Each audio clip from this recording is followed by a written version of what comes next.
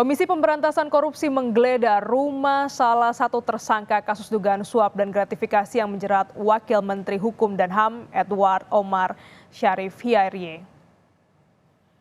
Uniknya sendiri justru Ede lah yang membuka. Penggeledahan dilakukan di dua lokasi berbeda di Jakarta pada Selasa malam.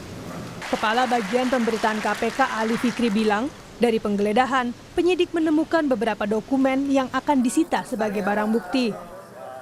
Kegiatan penyidikan dugaan korupsi di Kementerian Hukum dan HAM yang saat ini masih terus KPK lakukan. Tadi malam tim penyidik KPK melakukan penggeledahan di dua lokasi yang berbeda di Jakarta, yaitu rumah kediaman para pihak yang telah ditetapkan sebagai tersangka dalam perkara dimaksud.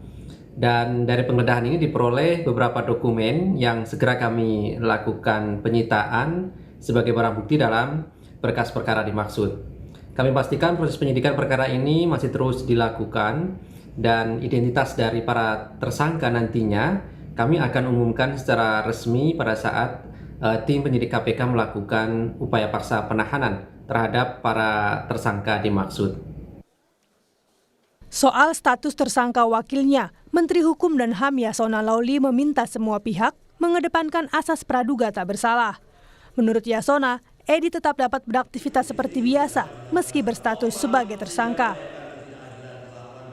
Sebelumnya, pasca ditetapkan sebagai tersangka, Wamenkumham Edi Hiarie hadir dalam rapat bersama anggota 3 DPR.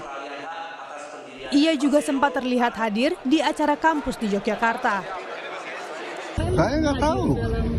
Pak Edi Hiarie kan sebenarnya kemarin sempat viral Pak ini Komisi 3 Pak. Ya kan kita kan penegakan hukum itu kan terserah jalan sesuai dengan ketentuan hukum oleh KPK. Ya, tapi kan saya sampaikan ya ajas praduga juga. Ini kan prinsip hukum aja. Itu aja. Pak, tapi sebaiknya mundur nggak sih Pak kalau untuk... Ya itu kan terserah presiden aja. Tapi Prof Edi sempat bicara dengan Bapak terkait ini Pak? Hanya melaporkan kejadiannya, itu aja.